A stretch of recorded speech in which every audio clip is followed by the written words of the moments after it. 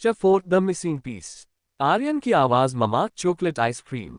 रोहित के लिए ये चीज बहुत शॉकिंग थी। रोहित ने आर्यन को माँ और बाप दोनों का प्यार दिया था। आर्यन को कभी माँ की कमी महसूस ना हो, उसकी पूरी कोशिश की थी रोहित ने। फिर आज ये अचानक आर्यन नींद में अपनी माँ को क्यों याद कर रहा था। आर्यन बचपन से ही बहुत शर्मीला और बड़ों की बात मानने वाला बच्चा था। एक कभी कोई जिद करता ना कभी किसी को परेशान करता। उसके इस स्वभाव के कारण उसे बाकी बच्चों से कम स्मार्ट समझा जाता था। आर्यन ने न कभी कुछ चाहा न मांगा। फिर आज अचानक ये चॉकलेट आइसक्रीम की जिद क्यों। रोहित ने आर्यन के कमरे का दरवाजा बंद किया।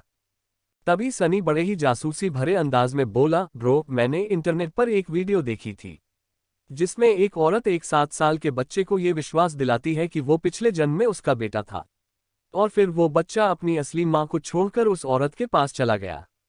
सनी की इस बेतुकी बात से इरिटेट होकर रोहित ने पूछा, तुम कहना क्या चाहते हो। तो सनी ने पहले तो उस प्राइवेट प्रेसिडेंशियल स्वीट के हर कोने में जाकर चेक किया कि कहीं कोई सुन तो नहीं रहा, और फिर उसी दबी आवाज में कहता है, ब्रो ये सामने वाली ब्यूटीफुल दीदी को मिलने के बाद आर्यन का बिहेवियर थोड़ा चेंज हो गया है। बस ये सुनकर रोहित की पेशेंस खत्म हो गई। उसने सनी के सर के पीछे एक तपनी मारते हुए गुस्से से कहा, कितनी बार कहा है टेक्नोलॉजी का सही इस्तेमाल किया करो। दिन भर या तो ये गेम्स खेलते रहते हो या ऐसी वाहियात वीडियो देखते हो।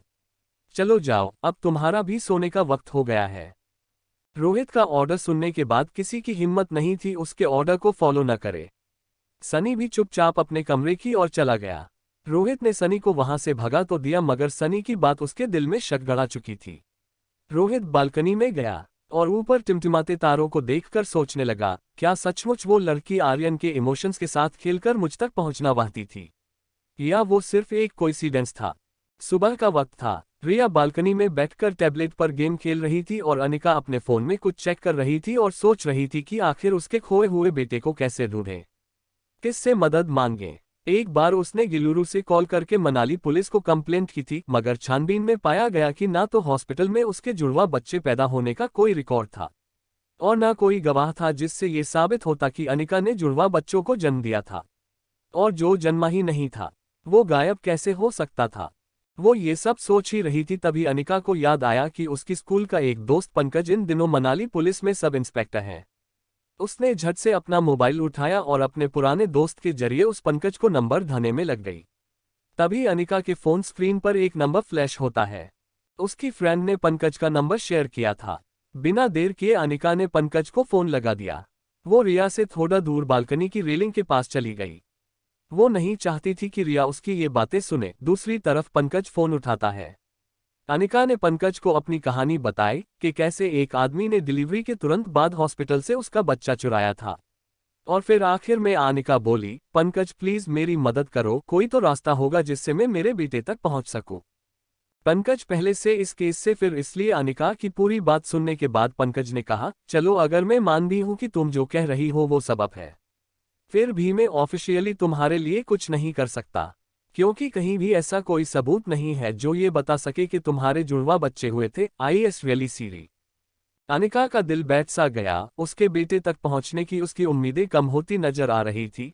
पंकज भी मानो अनिका की चुप्पी से उसकी उदासी पर गया हो, वैसे उसने मायूस अनिका को उम्मीद की एक किरण दिखाते हुए कहा, देखो अनिका, मैं एक बात कह सकता हूं ऑफ द रिकॉर्ड, मनाली में जीतने भी गलत काम होते हैं, चाहे वो किडनैपिंग ही क्यों ना हो।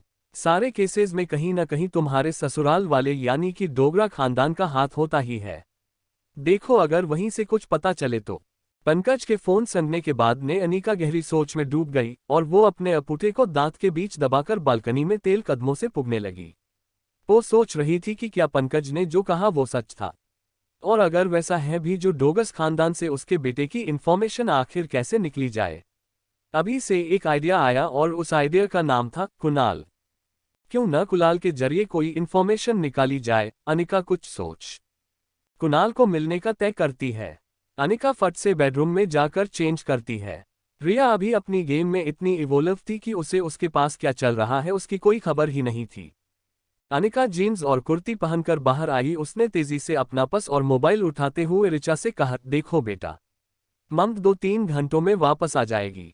तुम्हें कुछ भी चाहिए तो होटल के रूम सर्विस से मंगवा लेना। रिया छोटी थी लेकिन अपनी उम्र के बच्चों से काफी ज्यादा शार्प थी। उसको असर अकेले रहने की आदत थी। अनिका ने मेरो खोला और बहरा करने फिर से रिया की से निकलना।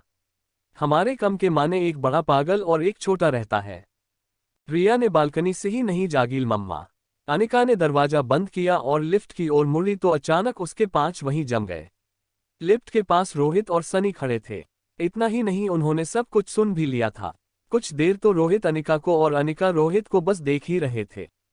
रोहित ने black T shirt, blue jeans और ब्लैक स्पोर्ट्स शूज पहने थे। रेगुलर और स्ट्रिक्ट डाइट की वजह से रोहित एकदम फिट था। रोहित को देख हर किसी भी यंग लड़की की नज़र रोहित से हटती नहीं थी। अनिका की भी सहने रोहित पर जम चुकी थी, मगर अनिका की वजह कुछ और थी। वो जान चुकी थी कि जब उसने देशित को पागल कहा तब वो उसके पीछे ही बढ़ा था। थोड़ी देर अनिका अपने साथ गर्दन के पीछे घुमाते हुए यहाँ वह देखने लगी। तभी लिफ्ट का दरवाजा खुला और रोहित सीधा लिफ्ट के अंदर सभी अनिका को पतरी तुक देते लिफ्ट के अंदर चला गया। अनिका सोच रही थी कि दूसरी लिफ्ट से लूंगी, तभी निपटनेन में कहा, प्लीज कम इन मैडम। ना बहते हुए भी अनिकान को ही लिफ्ट में जाना पड़ा। रोहित या सनी को फेस ना करना पड़े इसलिए अनिका दरवाजे की ओर मुंह करके खड़ी हो गई। लेकिन स्टील के बेदाग दरवाजे से पीछे खड़े रोहित और सनी की शक्लें साफ दिखाई दे रही थी।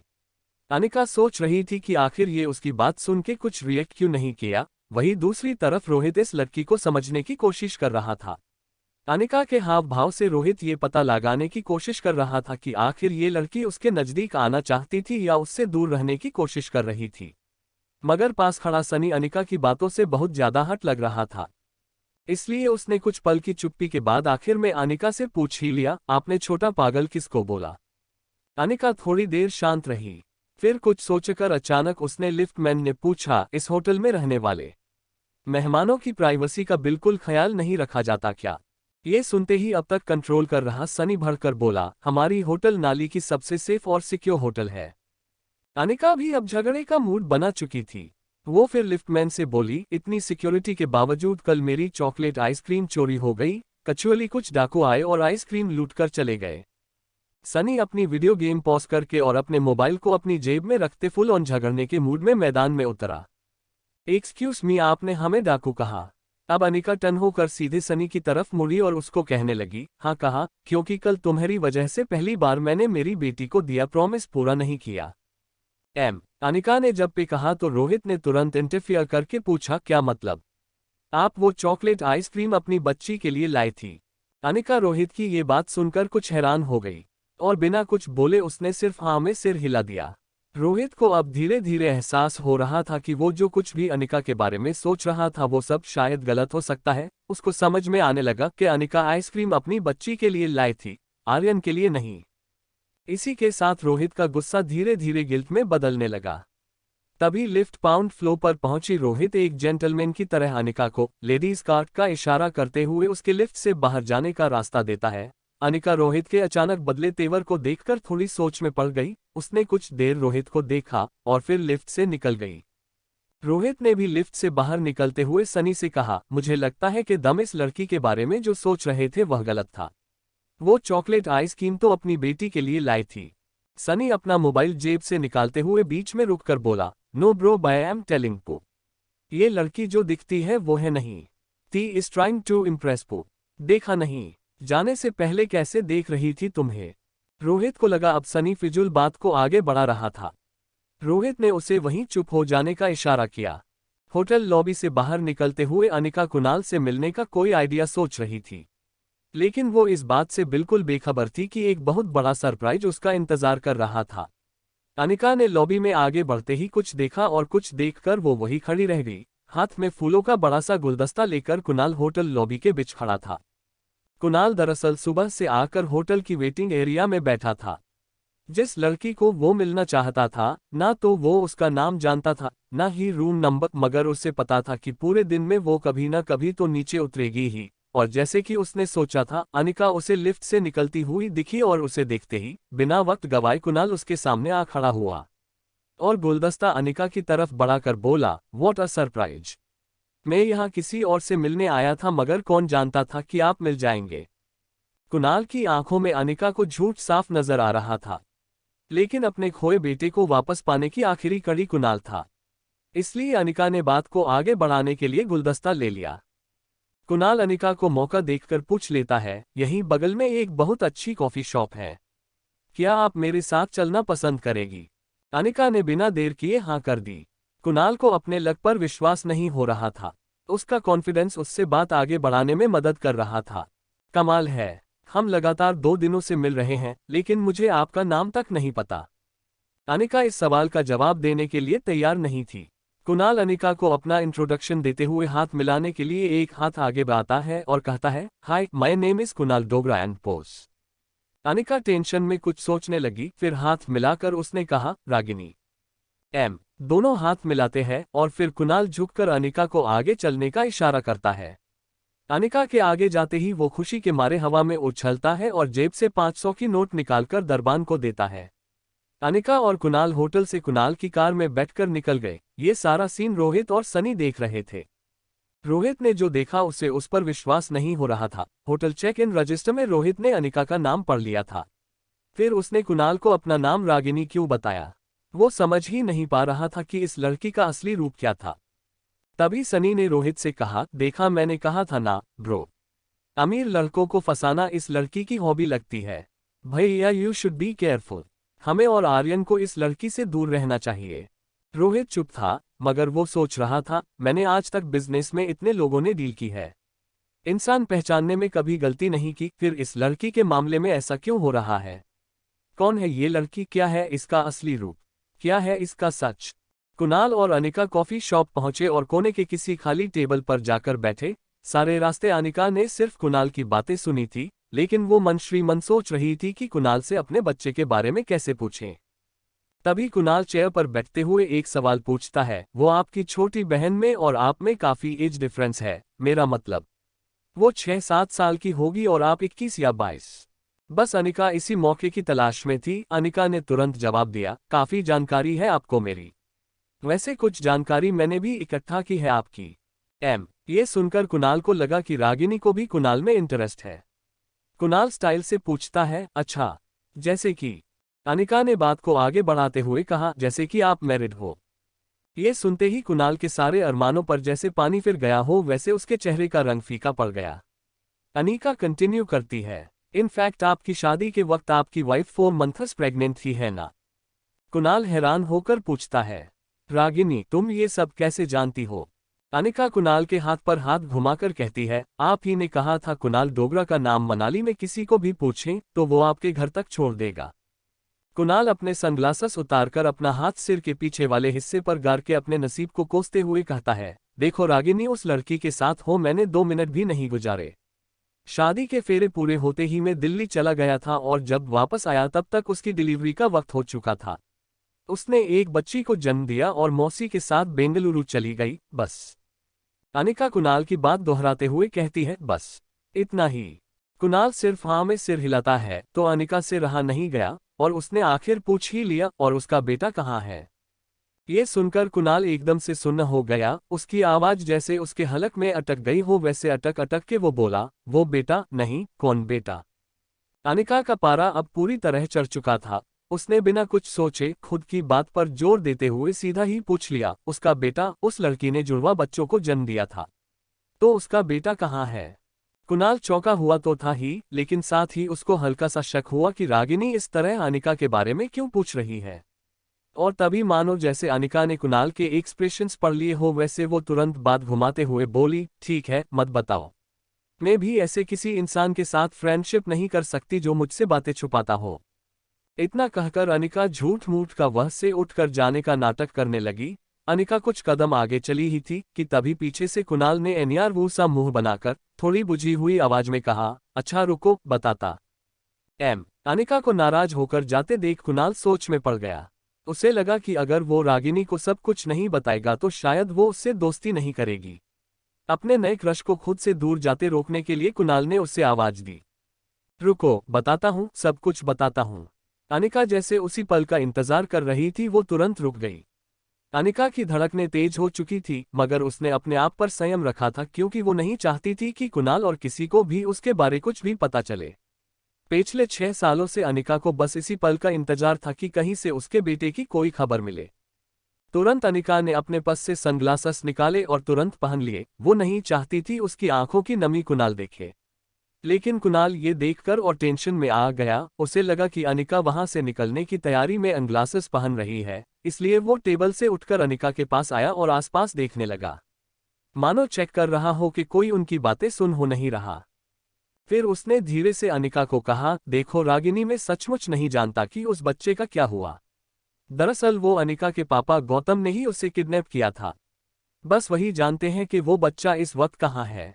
ये सुनकर अनिका पूरी तरह से टूट गई। उसे शक तो था कि उसके पापा उसके बेटे की किडनैपिंग के पीछे थे, मगर आज कुणाल के मुंह से ये सुनकर उसे यकीन भी हो गया। वो समझ नहीं पा रही थी कि उसके पापा ने आखिर ऐसा क्यों किया। कुणाल, जो अब तक अनिका के पीछे खड़ा हुआ था, उसने अनिका के कंधे पर हाथ रखा और फिर धीरे से वो उसके सामने आया। अनिका, जो अपने शौक में थी, वो कुणाल को सामने देखकर बिना कुछ बोले बस वहां देखने लगी। 2M। अनिका की इस नर्वसनेस को देखकर कुणाल ने पूछा, क्या हुआ रागिनी, तुम इतनी नर्वस क्यों हो? वैसे प्लीज अब तुम बुरा मत लगाना, लेकिन तुम्हें इन सब बातों से क्या लेना देना? अनिका अब भी शौक में खड़ी थी, लेकिन कुणाल का शक बढ़ न जाए इसलिए अनिका ने किसी तरह बात बनाकर कहा, मैं जल्दी से नए दोस्त नहीं बनाती। उनके बारे में जब तक पूरी इन्फॉर्मेशन न हो मैं दोस्ती नहीं करती। कुणाल थोड़ा फ्लर्ट करते हुए बोला, अब तो सब कुछ जान लिया मेरे बारे में, अब तो दोस्ती का हाथ आगे बढ़ा दो। ये कहते हुए कुणाल एक बड़ी ही फ्लर्टेशियस स्माइल के साथ अपना हाथ आगे बढ़ाता है। लेकिन अनिका के लिए अब कुणाल किसी काम का नहीं था, क्योंकि वो जानती थी कि कुणाल उसे उसके बेटे तक नहीं पहुंचा सकता। अनिका बिना हाथ मिलाए कुणाल से सिर्फ इतना कहती है, इतनी आसानी से नहीं, तुम्हें इंतजार करना होगा। इतना कहकर अनिका वहां से चली गई। कुणाल को रागिनी का बिहेवियर रोड़ा अजीब तो लग रहा था, लेकिन फिर उसने मन में सोचा, शहर की लड़की नखरे तो करेगी ही। दूसरी तरफ पैराडाइज होटल में रिया एक बहुत ही इंटरेस्टिंग गेम के बीच थी। रिया हेडफोन के जरिए टीम को इंस्ट्रक्शंस दे रही थी, तुम सब पीछे ही रहो, मैं आगे जाके दुश्मनों का बनकर उड़ा देती हूँ। यस, ये बूस्टर हमारी टीम का है, अब दुश्मनों को नहीं छोड़ूंगी। राहुल 121, तुम एयरबेस पर हमला करो राडी। तो blast enemy leader 123, we won the game. हमेशा की तरह रिया की टीम जीत गई। गेमिंग की दुनिया में रिया स्वीट एंजल के नाम से मशहूर थी। हालांकि उसने अपनी गेमिंग आईडी में कोई फोटो नहीं डाली थी। वो नहीं चाहती थी कि लोग उसकी उम्र देखकर उसे जज करें। कई लोगों को तो लगता था स्वीट एंजल कोई बहुत बड़ी इंजीनियर है। पूरी दुनिया से रिया के फैंस उसे well played, you are the best के मैसेज उसके गेम में करने लगे। इतना ही नहीं, 25,000 से ज्यादा पेंडिंग फ्रेंडशिप रिक्वेस्ट आकर पड़ी थी रिया की पास। रिया पर अब इन मैसेजेस की वाहवाही का असर नहीं होता था, क्योंकि अब ये सब कुछ उसके लिए बहुत आम बात थी। स्वीट एंजल के नाम से खेल रही रिया मोर्टल फाइट गेम की वर्ल्ड चैंपियन थी। रिया ने अपना टैबलेट सोफा पर घुमाकर फेंका, खड़ी होकर रूम में लगे इंटरकॉम की तरफ गई। उसने सोचा एक चॉकलेट मिल्कशेक मंगवाया जाए। फोन उठाकर वो जब रूम सर्विस का नंबर डायल करने ही वाली थी, तब उसे अनिका की एक बात याद आई। अनिका ने बाहर जाते हुए उससे कहा था, रूम के सामने एक पागल और एक छोटा पागल रहता है। रिया वैसे तो बड़ी अच्छी बच्ची थी, मगर थी काफी शरारती। वो उन बच्चों में ने थी जिन्हें कोई बात करने से मना करो तो वो ये जानने के लिए बहुत उत्सुक होते हैं कि आखिर ऐसा क्या है कि बड़े उन्हें वो चीज करने से मना करते हैं। रिया ने एक बड़ी ही शैतानी मुस्कान के साथ दरवाजा खोला और अपने सामने शाले रूम का नंबर पढ़ लिया, 2401। रिया फिर से इंटरकॉम के पास गई और रही शैतानी मुस्कान के साथ नंबर डायल किया। तभी रोहित मारवा के कमरे में इंटरकॉम की घंटी बजने लगी। रूम से इस वक्त सिर्फ सनी और आर्यन ही मौजूद थे। सनी बालकनी में खड़ा खड़ा अपने किसी दोस्त से फोन पे झगड़ रहा था। किसी गेम में उस दोस्त की वजह से टीम तर गई थी। सनी उस दोस्त को समझा रहा था कि वो ज्यादा से ज्यादा स्वीट एंजल की गेम को फॉलो करे ताकि वो भी उससे कुछ सीख सके। रोहित को बिजी देखकर आर्यन ने खुद फोन उठाया। आर्यन अपनी मीठी, प्यारी और धीमी आवाज में बोला, हेलो। तभी सामने से रिया हंसते हंसते कहती है, बच्चे हो, मतलब छोटे पागल। बढ़िया, फिर हमने बिरिया जैसा। माँ आर्यन अपने होठ की होती से दबाकर कुछ या फिर बोला, मैं माल नहीं हूं। रिया की हंसी रख गई। फिर इनोसेंटली पूछा, बया में बात तुम्हें मेरी टीचर ने बताई। ये सुनकर दिया सोच रही थी, भोग में सच ही कहा था। सामने राधा ने 3 पागल रहते हो ऐसा उसे लगने लगा था। रिया को अब और ज्यादा शरारत सूझी। उसने ऑगन को छेड़ते हुए कहा, अच्छा तो तुम्हारी टीचर श्री यह बात जानती है? आर्यन को अपने छोटे हाथों से फोन का रिसीवर पकड़ने में प्रॉब्लम हो रही थी।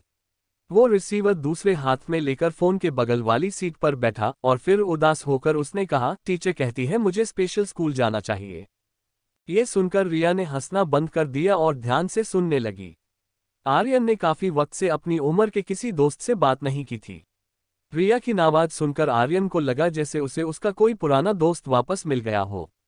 उसने रिया से पूछा, क्या तुम स्कूल जाती हो? रिया को ये सवाल बहुत अजीब लगा, लेकिन फिर स्कूल पे नाम पर वो थोड़ा चिढ़कर बोली, ऑफ कोर्स मैं स्कूल जाती हूँ। हर बच्चा स्कूल जाता है। तुम नहीं जाते क्या? आर्यन मायूस होकर बोला, मैं स्कूल जाता था जब हम पूरी फैमिली के साथ रहते थे। फिर पापा मुझे यहाँ से आए ये होटल पाया की है।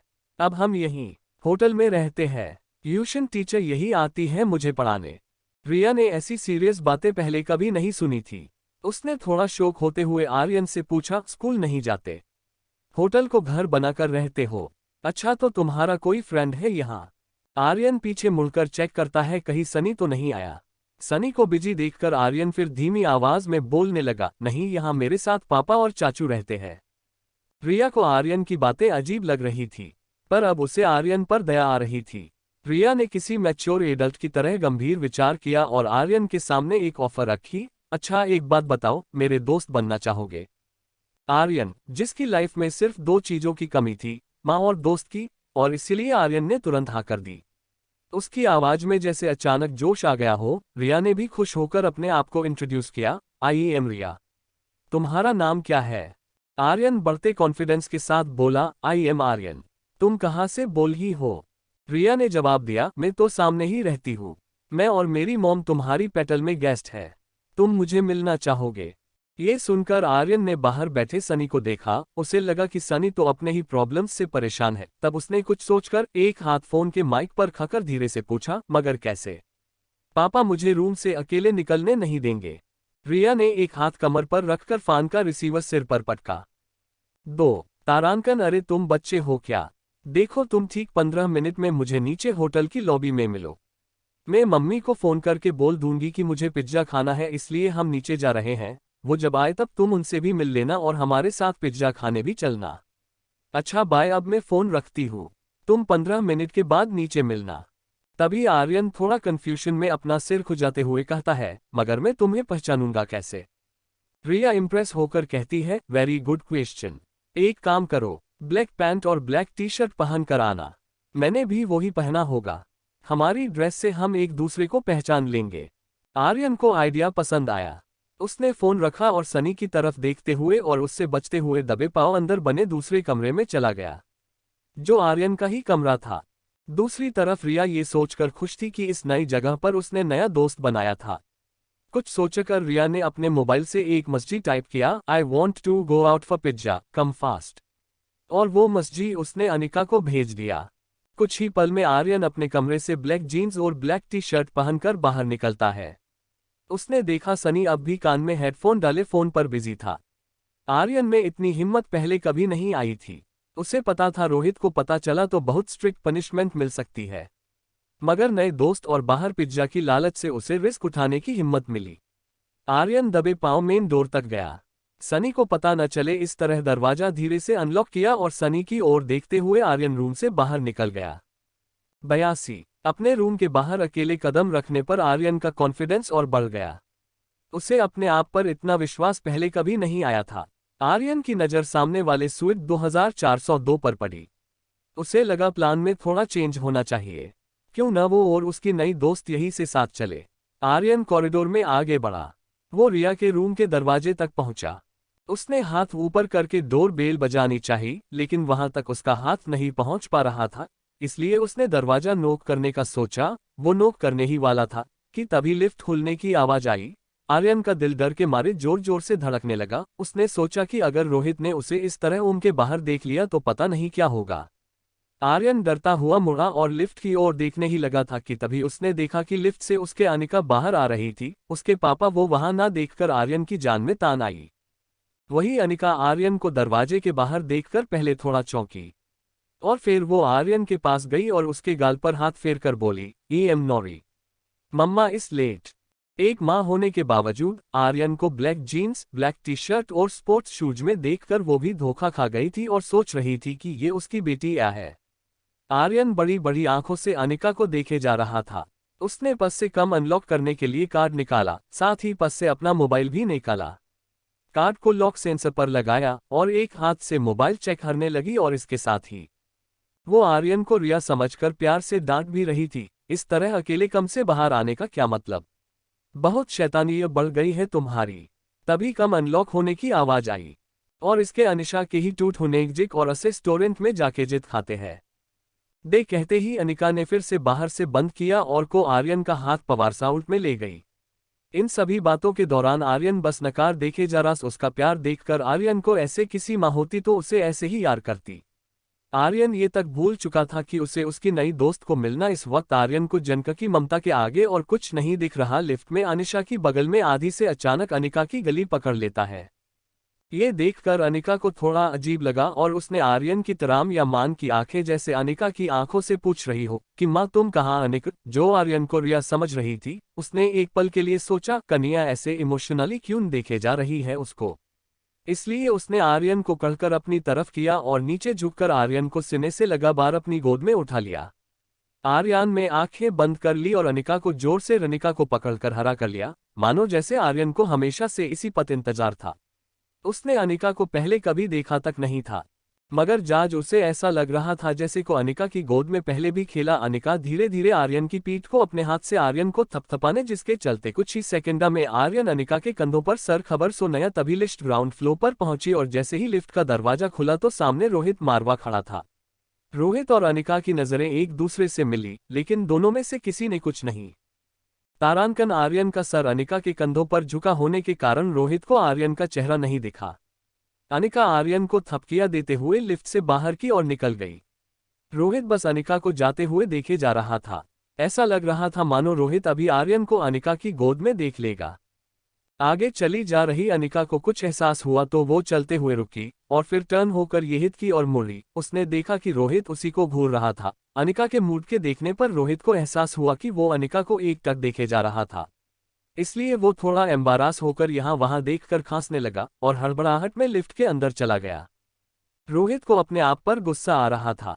उसे लगा कहीं अनिका को गलत सिग्नल न मिले। तभी लिफ्ट के बाहर से कोई हलचल न होने के कारण रोहित को लगा कि अनिका अब चली गई होगी। कंफर्म करने के लिए उसने लेफ्ट के बाहर सर निकालकर चेक किया तो देखा कि अनिका अब भी वही खड़ी थी। रोहित ने झटके से अपना सर वापस लिफ्ट के अंदर ले लिया और फटाफट सीधे टॉप फ्लोर का बटन दबा दिया। अब तो उसे अपने किए पर और भी पछतावा हो रहा था। उसने अपना हाथ जोर से लिफ्ट की दीवार पर दे मारा। स्टील के दरवाजे होने की वजह से रोहित के मुक्के की गूंज पूरी होटल में सुनाई। टॉप फ्लोर आने पर लिफ्ट का दरवाजा खुला तो रोहित ने सामने देखा कि black jeans black T shirt पहने रिया लिफ्ट का इंतजार करते हुए खड़ी थी। रोहित, जो पहले से थोड़ा डिस्टर्ब था, उसने रिया को आर्यन समझकर कड़क आवाज में डांट दिया, तुम फिर यहाँ खड़े हो? रूम से अकेले बाहर नहीं निकलने हो? कितनी बार बोला है मैंने? Why don't you listen to your dad? Dad, ये शब्द सुनते ही रिया की आंखें चमक उठी। उसका पूरा चेहरा उसकी स्माइल से भर गया था। रे अपने अंदर की सारी ताकत जुटाकर वो खुशी के मारे जोर से चीखी और बोली, डैड, आखिर आपको ढूंढ ही लिया।